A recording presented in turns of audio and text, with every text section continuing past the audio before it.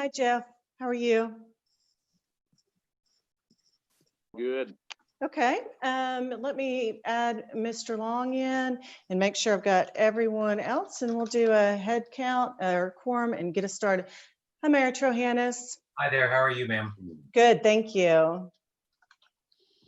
And just let me check and see if we have any latecomers or anyone in the attendee list. So, Mr. Chair, we do have a quorum. Do we need to do a roll call, Karen, to confirm the quorum, or have you already confirmed that, correct? Go ahead and do a roll call now. And so starting with Andrea Noel, Here. Kimberly Grayson, Here. Blythe Bailey, Here. Todd Lehman, Here. John Bilderback, Here. Jack McAfee, Jack Chat's here, Jeremy Bryson, Here. Ted Rogers, Here. Chris Dorsey, Here. Jeff Long, Here. Tim Thornberry, Here. Darian Collins,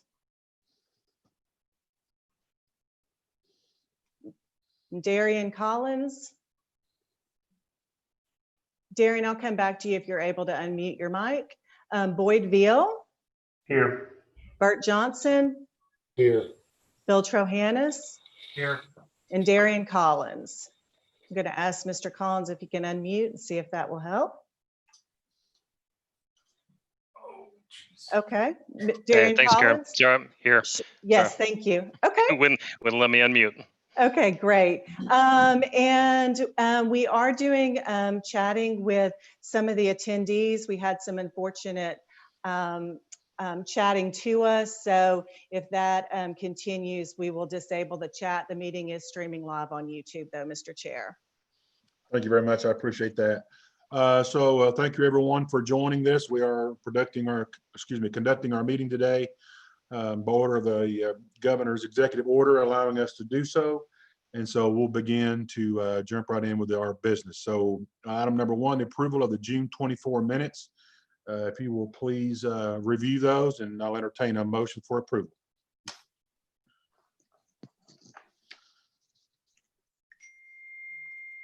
Motion to approve. There is a motion. Is there a second?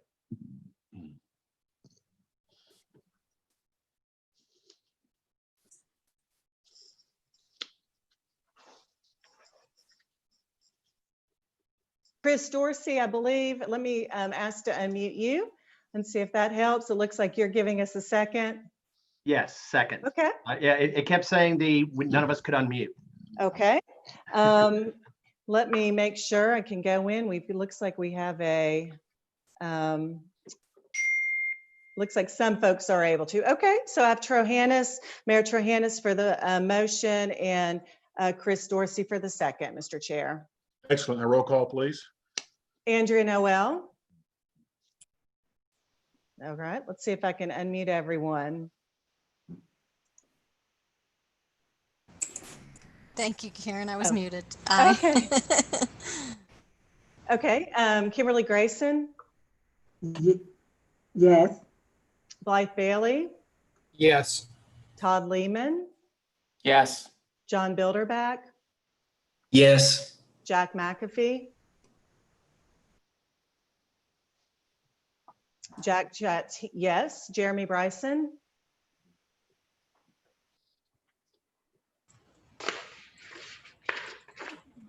let me find Jeremy, make sure he is not muted. Jeremy Bryson, He said yes in the yes. chat. Okay, great. Thank you, Melissa. Ted Rogers, Yes.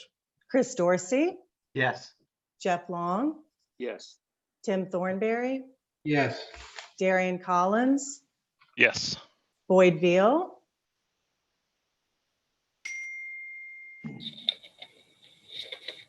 and let me just try to find Boyd here.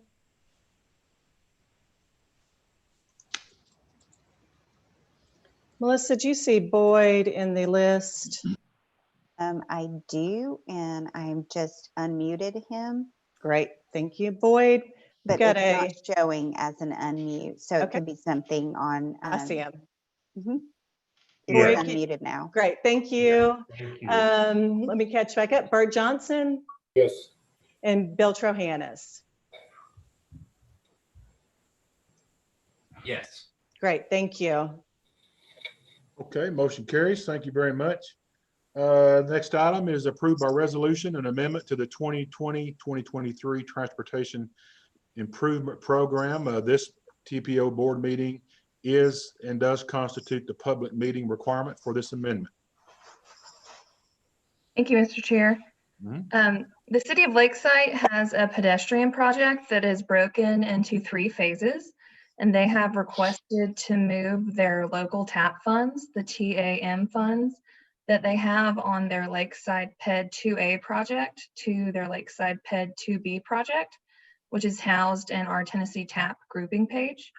So you'll see in the packet that the Lakeside PED 2A project has now been added to the illustrative list, and you'll see those TAP funds, the TAM funds, now under the Lakeside PED 2B project on the TAP grouping page. Also, as part of this amendment, we have removed the State Route 58 project from the Tennessee TAP grouping page. It was accidentally duplicated when we were developing the 20 to 23 tip.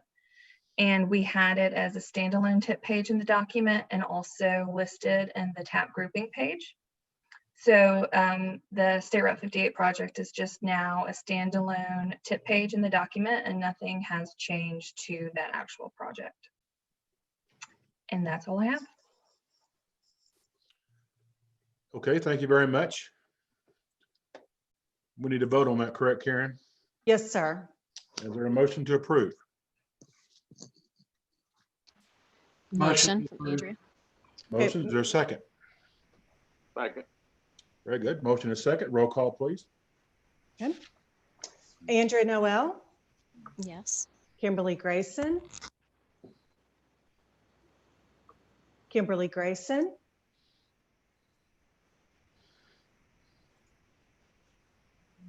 Hi, Yes, I'm Kimberly. sorry. Okay, great. Thank you. Blythe Bailey. You can't unmute, but he's in favor of motion item 2. Okay. Well, it looks Now I like. can. Aye. Great. Thank you, Blythe. Todd Lehman, Yes. John Bilderback, Yes. Jack McAfee. Jack types yes. Jeremy Bryson, Yes. Ted Rogers, Yes. Chris Dorsey, Yes. Jeff Long, Yes. Tim Thornberry, Yes. Darian Collins, Yes. Boyd Veal, Board says yes. okay, Bert Johnson, Yes. and Bill Trohannis. Bill Trohannis. Yes. Great, thank you. And Mr. Chair, I'll note that we did not have anyone that signed up in advance to speak to the item. We do have that as part of the legal notice in our outreach, and we did not have anyone in the chat that asked to speak to this item either. I'm sorry, I should have noted that sooner. That's all right. Excellent. Thank you. On to item 3. Yes, Mr. Chair. And then let me grab my notes here. Okay, approved by resolution of pre-qualification of the consultant firm CDM Smith Incorporated, Coronado Group, KCI Technologies Incorporated, Modern Mobility Partners, LLC, WSP, and Kimberly Horn for various on-call professional transportation planning services for a 4-year term for overall combined account not to exceed $2 million. Thank you, Mr. Chair. Just a reminder that board members have been regularly updated on the progress of the consultant procurement process since the RFQ, the request for qualifications for the transportation planning services, was released. The purpose of this process really is to identify individuals or firms to help support the planning task needed for the TPO. The process is led by the City of Chattanooga Purchasing Department. And what we did this time is very similar to the process used for procurement for the past 10 years or even longer. So just to recap the timeline, the RFQ was released in January 2020. It closed in February. The TPO Consultant Selection Subcommittee was formed in March, and then March through August, the members of that subcommittee, which are listed in your packet, were interviewing consultants, reviewing RFQ responses, sending and receiving questions to those firms.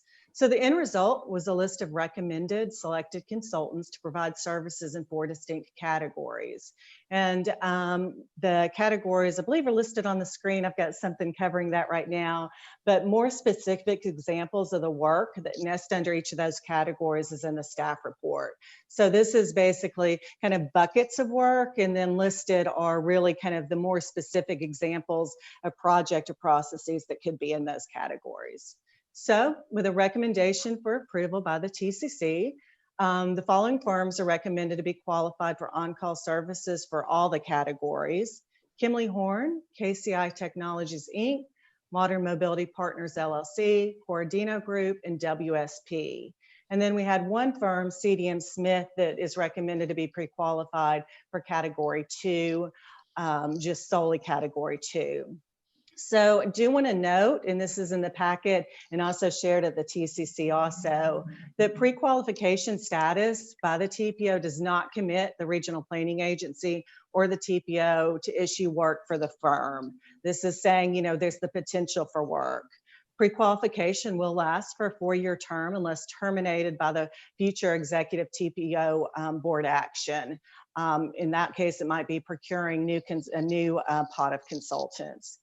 The regional planning agency will develop task orders with firms selected at the agency's choosing, and contracts to these firms shall not exceed that $2 million threshold that is part of this board action. So I'm happy to take any questions, but this does come as a recommendation, with a recommendation to approve by the TCC. And we do have several attendees at the meeting that are part of that TPO consultant pre-qualification or pool. So I want to thank them for attending. All right, any comments or questions? Move to approve. There's a motion. Is there a second? Second. Second, Andrea. very good. Roll call, please. Get that back up, Mr. Chair. Thank you. Andrea Noel, Yes. Kimberly Grayson. Kimberly Grayson. Kimberly? Yes. Great, thank you. Blythe Bailey.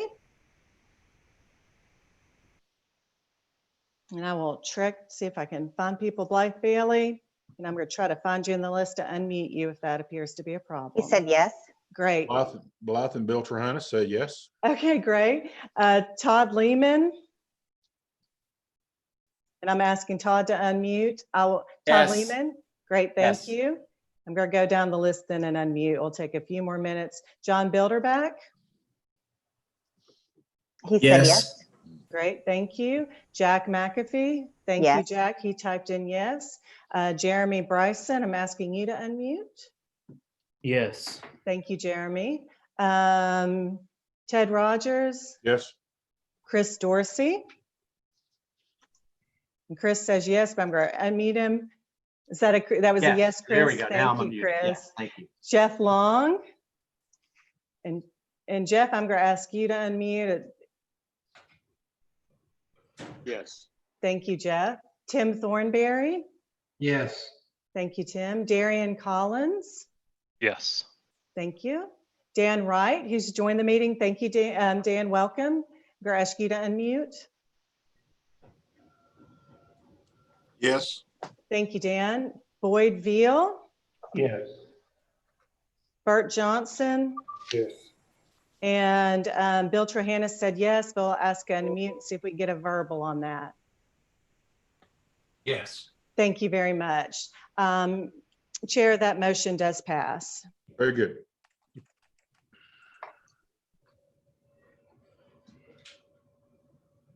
Okay. And the next item is mine, Mr. Chair, if you want to read it, and I can go into that. Item 4, approve a resolution and amendment to the executive board bylaws.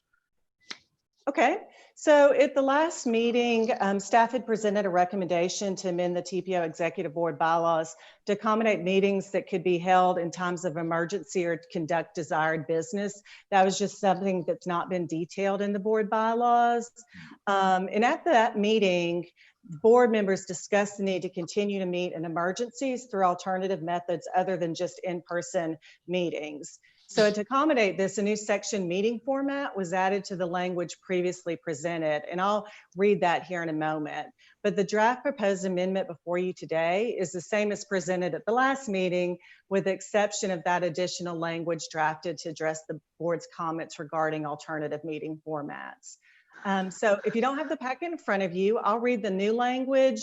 And so the existing or language proposed previously was about emergency and special meetings, just providing a little bit more detail to that.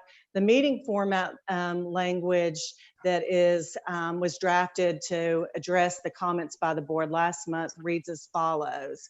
Meeting format: the executive board may meet by telephonic, electronic, or other virtual means only when allowed by executive order of the governor of the state of Tennessee or the Tennessee Open Meetings Act, TCA 844-101.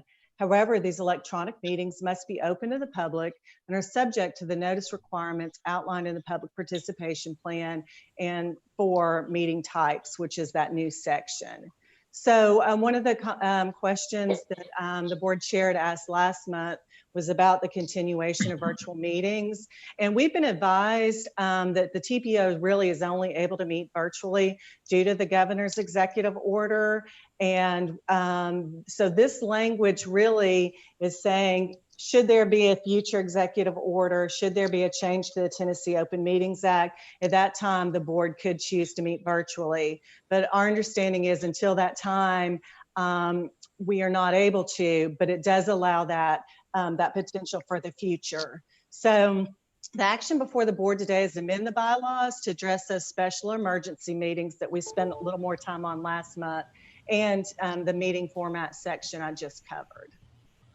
And Mr. Chair, I'm open to any questions, comments regarding that. This really puts in writing what we've already been doing, correct? That's correct. And one of the things I had read in Robert's Rules of Order was really that if you are going to conduct virtual meetings in the future, that you should have that in your bylaws. So I think that just addresses that as a good business practice anyways.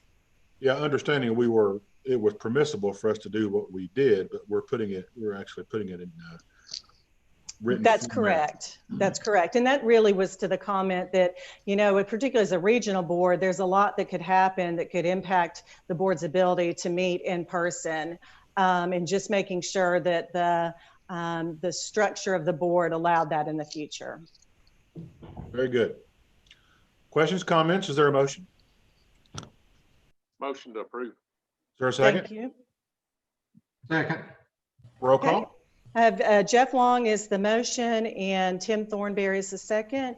And a roll call, Mr. Chair. Andrea Noel, Yes. Kimberly Grayson. Yes. Thank you. Blythe Bailey, Yes. Todd Lehman. Well, let me find Todd on the list or ask him to unmute. Todd Lehman. Yes. Thanks, Yes. Todd. Sorry about that. John Bilderback. You vote yes? Okay. Well, that's Jack McAfee. Sorry, my Okay, bad. John Bilderback. Let's see if I can get him back. John. Okay, I'm going I to come see a back. yes for him. Okay, great. Thank you, Melissa. Jack McAfee, yes. Jeremy Bryson. Yes. Ted Rogers. Yes. Chris Dorsey. Yes. Jeff Long. Yes. Thank you. Tim Thornberry. Yes. Darian Collins. Yes. Dan Wright. And let me try to unmute Dan here. Dan. Yes. Thank you. Boyd Veal. Yes. Bert Johnson. Yes. And Bill Trohannis. Yes. Okay, great. Thank you. And Mr. Chair, that gets us through our items for roll call votes, our action items. And I do want to note, we have several people coming up on the call that will have some items to speak to that we will unmute at the time. I do see that, Sean. Thank you. We have about to speak Sean Santaya, and he is a transportation planning specialist for the Tennessee Division Office of the Federal Highway Administration. So just want to make sure that I noted him. And then we'll have a guest, Preston Elliott, speaking under the public comment section. So, Mr. Chair, if you want to proceed to the next item while I unmute Sean. Yes, our federal partner update. Is that what you just did? I introduced him, yes, and we're moving on to the federal partner update, and I'm going to get him set up. It's certainly been a challenging technological one. Sean, and we can see you. Can you hear Okay. us?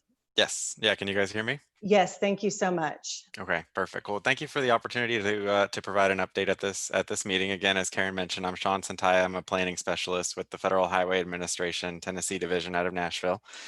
Just a few updates from our agency.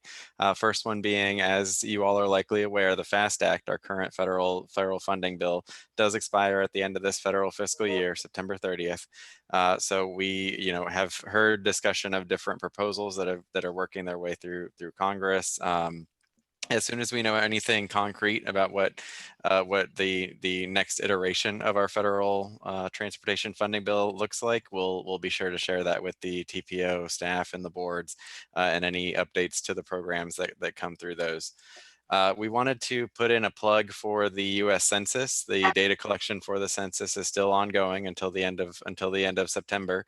As of right now, and according to the U.S. Census's website, Tennessee's self-response rate is about 13% lower than it was for the 2010 census. So that census data is critically important to the work that the TPO is carrying out, as you all know, and so we just wanted to sort of again put in that plug and ask you all to support the census efforts within your communities. Just a reminder to TPO staff, with the end of fiscal year 21 coming, with our 2-year UPWP, we will be going into fiscal year 21 of that UPWP. So just make sure that you're keeping an eye on the planning activities and the funding that you have in that second year. Make sure that it's reflective of any of what your planning activities are going to look like next year, and if there's a need to do any amendments or anything, let us know. But if not, we're not planning to do another approval. We already approved that fiscal year, so just feel free to move forward. And then finally, just wanted to thank the board and the TPO staff for continued flexibility in carrying out public meetings, taking the step today to update your bylaws to permit that flexibility, and continuing to carry out the planning process with everything going on and being responsive to the current situation. So, Mr. Chair, Karen, that's all we had for an update. Thank you. Thank you, sir. Okay, on to the next item. Any staff reports, please? Mr. Chair, we do have Caroline Daigle on staff that is going to do a brief staff report on the TPO education campaign, and I'm just bringing her into the meeting now. And I'll also note that Senator Watson was able to join the meeting, and he is in as a panelist too. So thank you, Senator Watson and Caroline. You should be able to speak, and I'm going to, actually, I'm not able to start your video, so go ahead. Okay, can you hear me all right? I can, thank you. Great, thanks, Karen. I just wanted to provide a quick update about the TPO's public education campaign. There's some materials in the staff report in your packet today about this update, but this is something we introduced to you all several months ago at one of the earlier meetings in 2020, that ahead of the next RTP, we wanted to have a more concerted effort to do public education about what the TPO does and what the TPO is responsible for, and kind of a public friendly messaging about regional transportation planning. So we wanted to let you all know, as of a few weeks ago, there's some new public education materials published on our website. I have some screenshots in the packet today where you can kind of see where to access them. But if you go to our website's homepage, there will be a link that says TPO education brochures.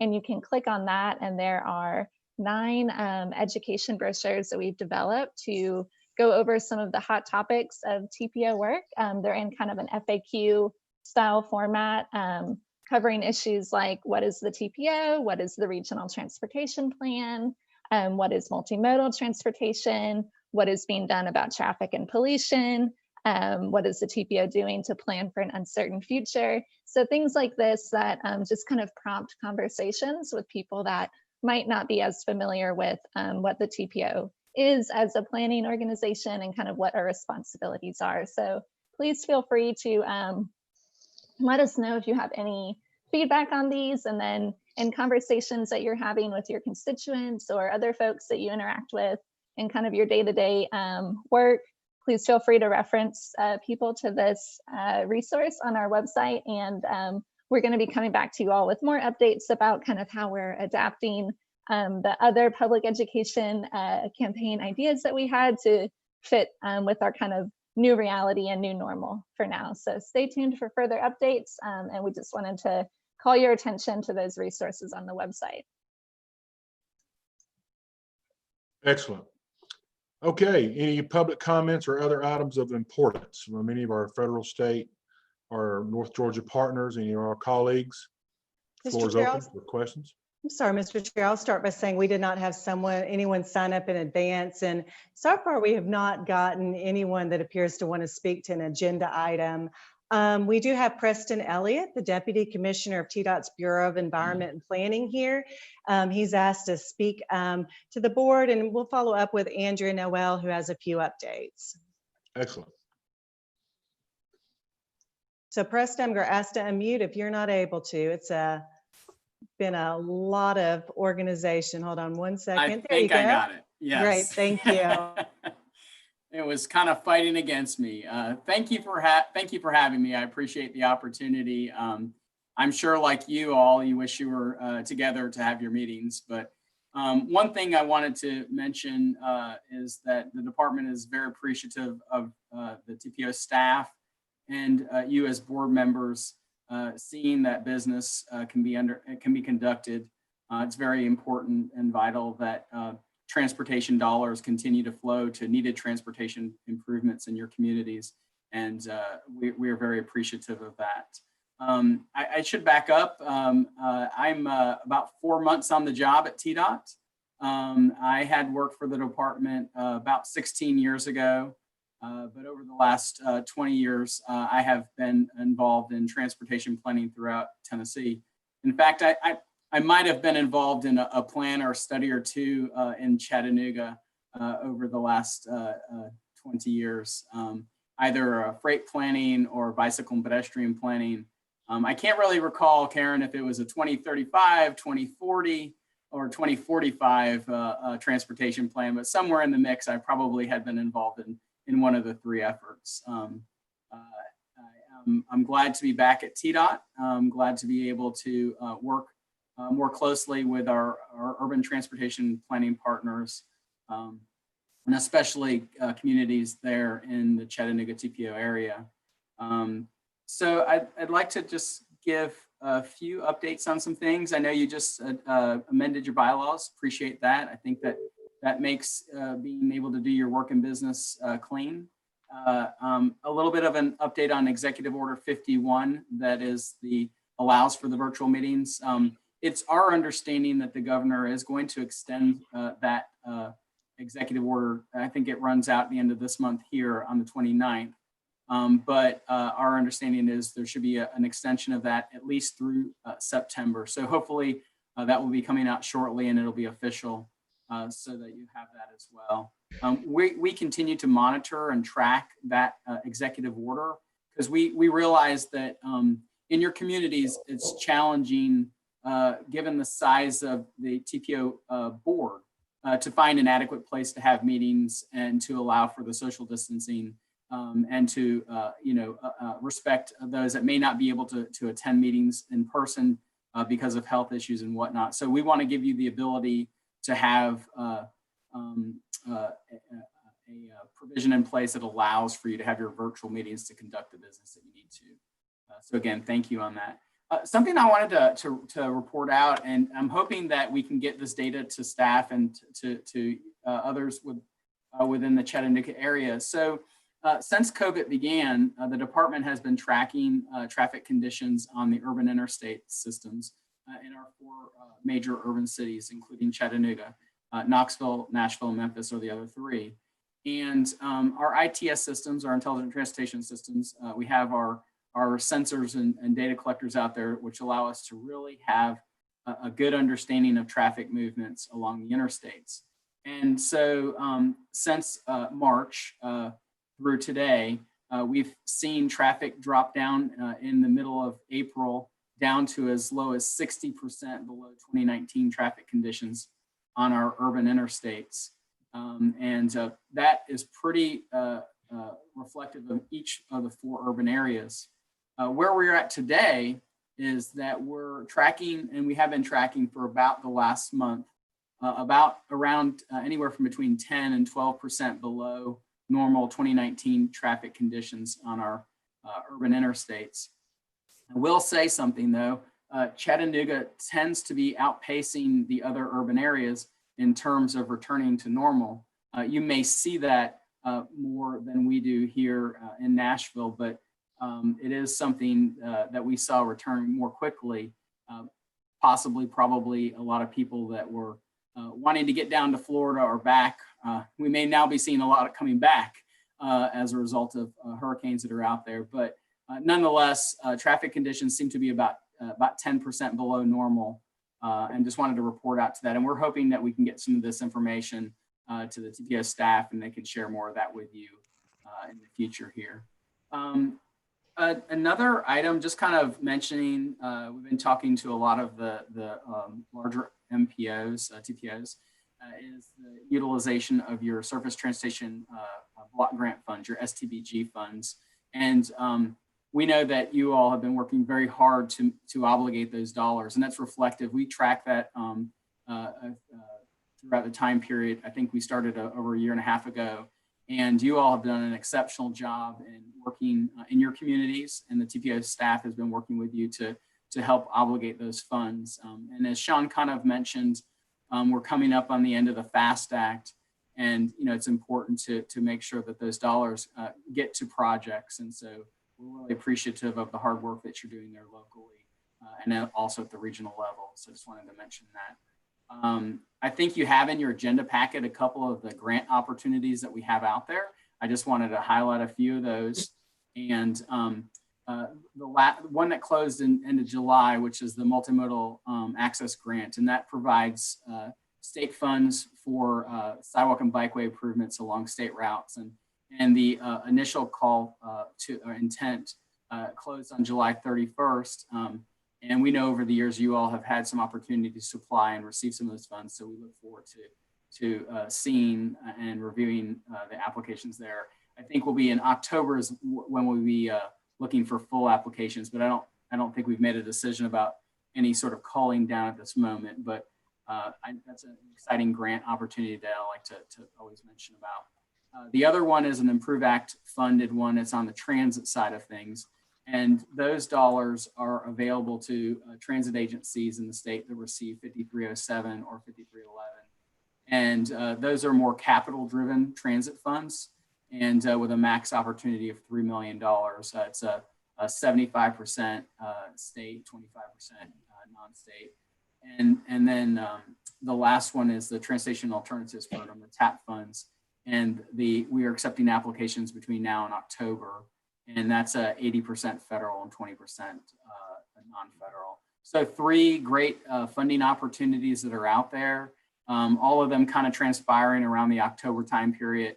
And then we take the latter portion of the year to kind of call through all the applications and then be able to award. So just wanted to give you an update on that. And I already covered the Executive 51 topic there. And I think I'll hand it over to Andrea unless you have any questions for me. Thank you, Preston. I just wanted to give a couple of local updates from TDOT. There's a project listed in your agenda packet. It's under TDOT project status. It's the I-124 US 27 project, which is pin number 103917. It's the project on US 27 from the I-24 interchange to south of the Old Yachty Bridge. The project was designed to include vegetation and plantings. TDOT recently decided to move the plantings from the roadway project and make it a standalone project. So that part of the project will be funded through NHPP funds for $2.5 million through the Highway Beautification Program. So I'm working with Betsy right now to update the tip with this new project. So you'll see it on the agenda in the next few months. So I just wanted to give you a heads up on that. The last thing I wanted to talk about is TDOT's statewide active transportation plan. Active transportation includes walking, bicycling, traveling by personal mobility devices such as wheelchairs and scooters. TDOT is seeking public input through a virtual open house, which includes a pre-recorded video presentation, a short survey, and an interactive map. The open house is available now through October 7th. I'll add the link in the chat box in just a second, and Karen will be sending out the information later as well. So we hope you all can participate. We also wanted to let you know that the TPO's Multimodal Advisory Committee participated with us in KCI yesterday on a special focus group. So I wanted to thank Jonathan Gibbons for setting that up for us, and we appreciate the TPO's participation on this. So thank you, Mr. Chair and Karen. That's all we have from TDOT. Excellent. Karen, anything else?